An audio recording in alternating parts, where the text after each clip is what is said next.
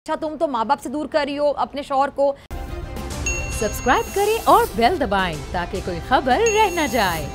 लेकिन कह दिया जाता है अच्छा तुम तो माँ बाप से दूर कर रही हो अपने शौहर को और ये चीज़ तो गलत है। मतलब उस लड़की से एक्सपेक्ट किया जाता है कि वो सबको बर्दाश्त करे, सबकी बातों को अपने अंदर अब्जॉर्ब करे, लेकिन अगर वो अलग घर की डिमांड करेगी, अलग पोर्शन की डिमांड करेगी तो वो लड़की ठीक नहीं।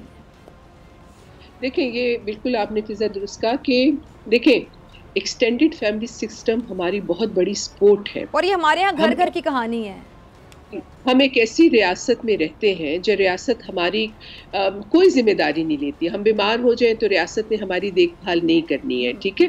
तो एक्सटेंडेड हम हमारा नौकरी छूट जाए तो किसी ने हमें कोई सोशल सिक्योरिटी नहीं देनी है।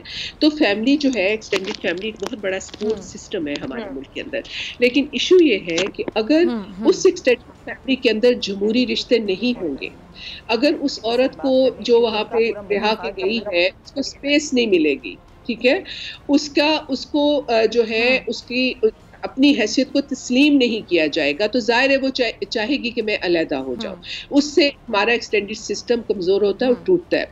लेकिन अगर ससुराल में ये अंडरस्टैंडिंग हो, अगर लोगों में ये अंडरस्टैंडिंग हो कि वो एक इंडिपेंडेंट इंसान के तौर पे इस घर में शामिल हुई है, खानदान में, उसको मुकम्मल स्पेस दी जाए, उसके टोक ना की जाए, उसके ऊपर सारे खानदान का बोझ काम का ना डाल दिया जाए, तभी खानदान मजबूत होगा, तभी हम उसको कायम रख सकते हैं। लेकिन अगर आप ये कहें कि मर्द हाकमियत बन के औरतों को जब चाहे थप्पड़ लगाए, जब चाहे उनको नमक ना खाने में होने पे उसको जनाब वो उसका गला काट दे, उसको गोली मार दे, तो फिर ये खानदान पाकिस्तान में फिर ये खानदान कमजोर होगा, फिर हम ये खानदान कायम नहीं रख सकते। सब्सक्राइब करें और बेल दबाएं ताकि कोई खबर रह न जाए।